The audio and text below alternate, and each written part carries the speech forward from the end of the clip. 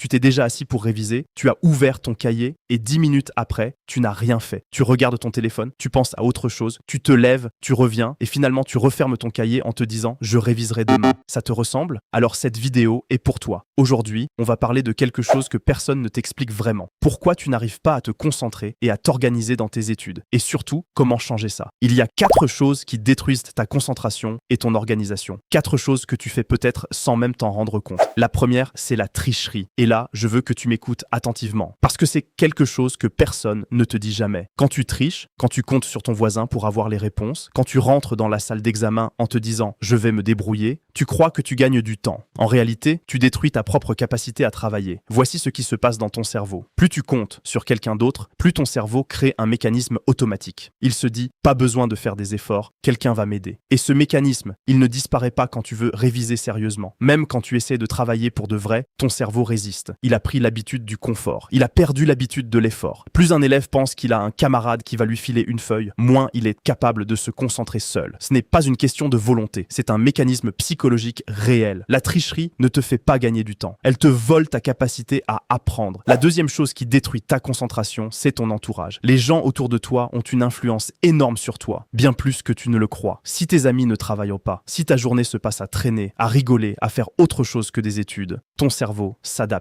Il adopte leur rythme. Il devient confortable dans le non-travail. Et quand tu essaies de te mettre à réviser, c'est difficile. Pas parce que tu es paresseux, parce que ton cerveau a été conditionné par ton environnement. Les élèves qui réussissent ont un point commun. Ils choisissent leur fréquentation. Ils se font des amis qui travaillent, qui sont organisés, qui ont des objectifs. Ce n'est pas de l'élitisme, c'est de la stratégie. Regarde autour de toi. Tes 5 amis les plus proches, est-ce qu'ils t'encouragent à travailler ou est-ce qu'ils t'en éloignent? La réponse à cette question dit beaucoup sur ta trajectoire. La troisième chose, c'est ce que j'appelle les fêtes de révision. Tu sais, ce moment où tu te dis « ce week-end, je vais tout réviser, toutes les matières, tous les chapitres ». Ou bien la veille d'un devoir, tu décides de réviser tout ce que tu n'as pas fait depuis des semaines en une seule nuit. Ça ne marche pas. Et ce n'est pas une opinion, c'est de la science. Le cerveau humain ne peut pas absorber une grande quantité d'informations d'un seul coup. Il se sature, il fatigue. Et quand il est saturé, il n'enregistre plus rien. Tu passes des heures à regarder des pages sans rien retenir. Ce qui marche, c'est simple. Chaque soir, avant de dormir, décide d'une seule chose à réviser le lendemain. Une matière, un chapitre, pas plus. Et le lendemain, tu fais exactement ce que tu as décidé.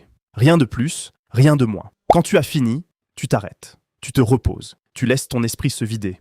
Le repos, ce n'est pas de la paresse. C'est une partie essentielle de l'apprentissage. C'est pendant le repos que ton cerveau consolide ce qu'il vient d'apprendre. Fais ça pendant quelques semaines et quelque chose va se passer. Cette méthode va devenir une habitude. Tu n'auras plus besoin de te forcer. Tu seras naturellement organisé. Et cette organisation, elle va te porter jusqu'au jour du bac. La quatrième chose, c'est le manque de sommeil. Beaucoup d'élèves croient que rester debout jusqu'à 2 heures du matin à réviser, c'est une preuve de sérieux. C'est une erreur. Un cerveau fatigué n'apprend rien. Il lit sans comprendre. Il mémorise sans retenir. Et il y a pire, c'est la nuit. Pendant ton sommeil, que ton cerveau enregistre et consolide tout ce que tu as révisé dans la journée. Quand tu sacrifies ton sommeil, tu sacrifies la phase où ton cerveau travaille pour toi. Dors bien, révise le jour, repose-toi la nuit. C'est ça, la vraie méthode.